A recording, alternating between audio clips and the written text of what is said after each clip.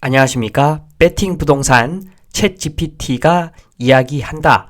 부동산과 금융자산 적정 비율에 대한 답을 듣고 보니까 통탄스럽다. 진행하도록 하겠습니다. 챗GPT에다가 질문을 던져 보았습니다.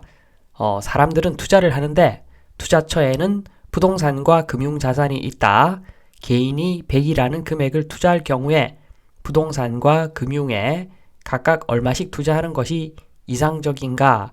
이렇게 질문을 던지니까 답변을 줍니다. 기본적으로 다양하게 투자를 해라.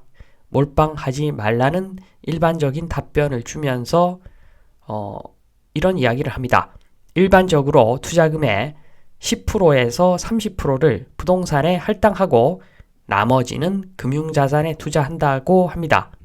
대한민국하고는 완전 다르죠. 완전 다릅니다. 대한민국은 10에서 30%를 금융자산에 투자를 하고 나머지를 부동산에 투자를 하는데 거의 대부분이 그렇죠.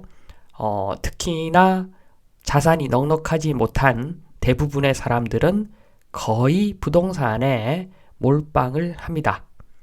그래서 세계적인 기준하고는 많이 다른 방향으로 몰빵 투자를 하는데 부동산에다가 몰빵 투자를 하는데 요것은 어떻게 보면은 정부가 잘못했다고 저는 그렇게 생각합니다. 나중에 말씀을 드리고 일단 질문을 하나 더 던져 보았습니다. 질문 2번.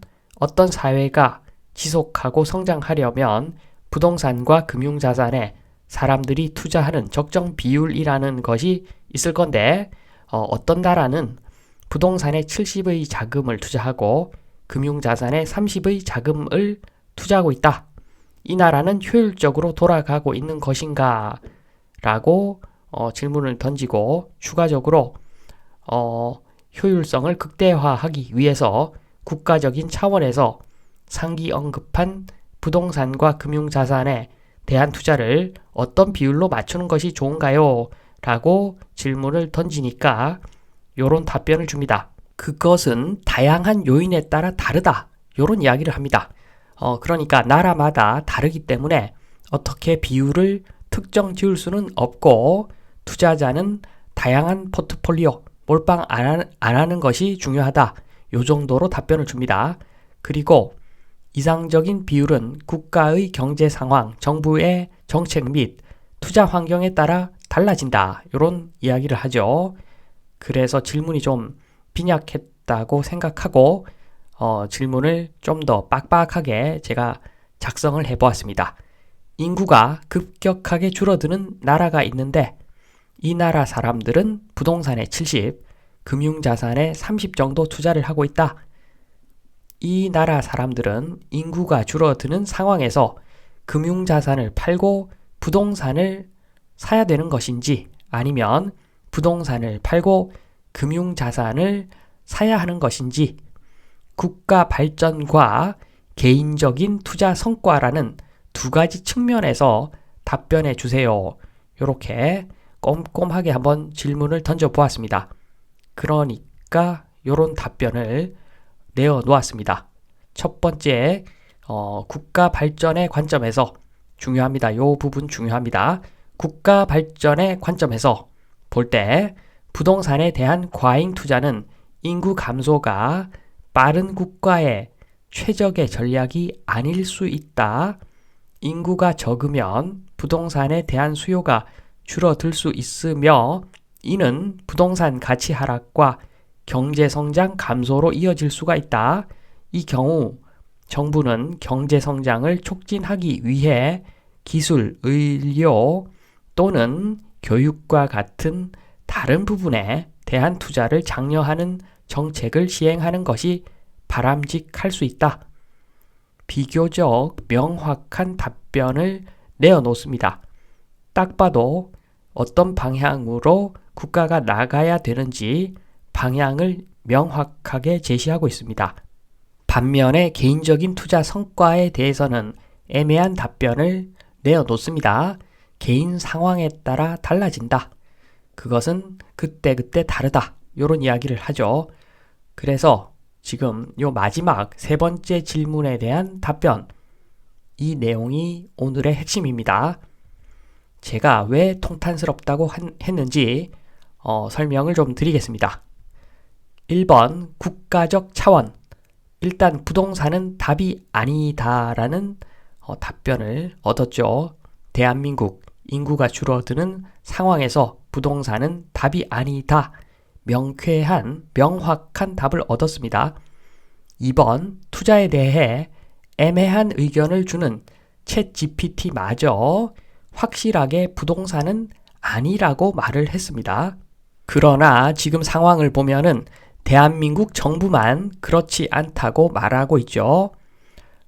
제가 봤을 때는 쇠락하는 회사, 망해가는 회사의 임원들, 그런 형태입니다. 망해가는 회사의 임원들은 딱 내가 1년만 더 해먹자, 그런 식으로 일을 하죠.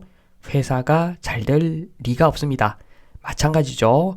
정부에 있는 사람들이 장기적 안목을 보고서, 장기적 안목으로 미래를 보고서 정책을 펴야 되는데 1년만 더 해먹자.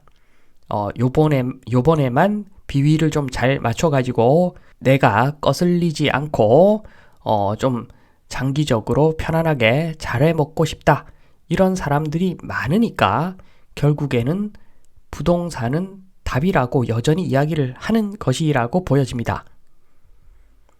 조금 더 풀어서 설명을 드리겠습니다. 대한민국 정부의 부동산에 대한 자세. 일단 대한민국에는 전세제도라는 것이 있습니다. 전세제도는 부동산을 부양하는 제도죠. 전세제도가 있기 때문에 부동산 가격이 소득의 함수가 아니라 유동성의 함수가 되는 겁니다. 유동성의 함수로 만들어주는 것이 전세제도이기 때문에 굉장히 위험한 제도고 대한민국에만 있죠.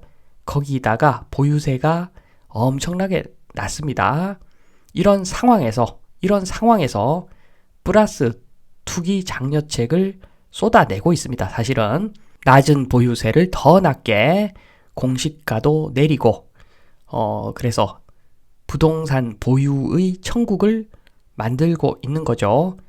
그리고 주택을 투기 상품으로 공식 인정을 하고 그리고 특유의 피장사를 부활시키죠. 초피, 중피, 마피, PPP 장사, 드라큘라의 천국입니다. 대한민국. 이런 식으로 정부가 부동산에 대한 자세를 취하기 때문에 대한민국 미래가 밝다고만은 말할 수가 없는 상황으로 가고 있죠. 사실 출산율 보면은 모든 답이 한 방에 나옵니다. 사실. 그런데 2번 개인적 차원, 요것은 다르죠. 개인은 배팅을 상황에 맞게 배팅을 할 수밖에 없습니다. 정부를 무슨 수로 이깁니까? 개인이. 개인적 차원 이야기를 좀 하면 일단은 지금 상황이 정부가 부동산을 어떤 방향으로 몰아가고 있기 때문에 부동산은 상당 기간 동안 답일 수가 있습니다. 상당 기간이라고 제가 말씀을 드렸는데 인구가 급감하는 시기가 10년 정도 지나면 올 건데 그때는 정부가 아무리 부양을 해도 그때는 답이 없습니다. 그때는 만약에 지금 아파트 가격이 유지가 된다라고 하면은 10년 지나면 엄청나게 크게 떨어질 겁니다. 말도 못하게 크게 떨어질 수가 있기 때문에 10년 지나면 무조건 위험한데 제가 말씀드리는 것은 상당 기간 동안은 답이다. 한 10년 정도는 부동산이 계속해서 답일 수가 있다는 이야기를 드리는 겁니다. 정부가 그렇게 몰고 가기 때문에 핵심은 정부가 정하는 보유세하고 전세 제도인데 보유세를 낮게 유지할 것 같고 당분간 그리고 전세 제도도 계속 살아 있을 것 같고 그러면 금리 좀 내려가면은 또 한번 폭등 장세가 올 수가 있다는 이야기죠. 그래서 제가 요 이야기를 드립니다. 3번 많은 사람들이 말하는 저점 매수가 유효할 수도 있습니다. 정부 때문에. 4번 특히나 1가구 1주택 2년 양도 전략은 2년마다 갈아타기 하는 거죠. 세법 차원에서도 굉장히 여전히 매력적인 방법입니다. 제가 개인적인 차원에 대한 이야기를 하지만 사실은 통탄스럽습니다.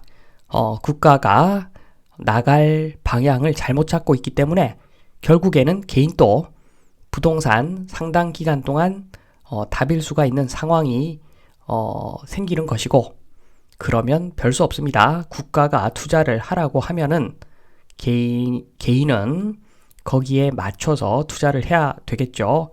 그래야지 상대적으로 박탈감을 느끼지 않겠죠. 문제가 많습니다. 국가는 문제가 많고 개인은 어쩔 수 없이 또 아파트 가격을 보면서 전세가 얼마니까 매매가가 얼마다, 요 짓거리를 또 해야 된다는 겁니다. 국가만 정상이면 무조건 전세제도 사라지는 방향으로 갈 것이기 때문에 수익환원법으로 물건을 보고 매수할지 말지 결정하면 되는데, 앞으로 정부가 계속 또 부동산을 밀어준다고 하면은 전세 얼마니까 매매가 얼마, 요 짓거리를 또 해야 될 수도 있다. 그래서 넋놓고 있지만은 말자 말씀을 드리면서 이만 마치겠습니다. 감사합니다.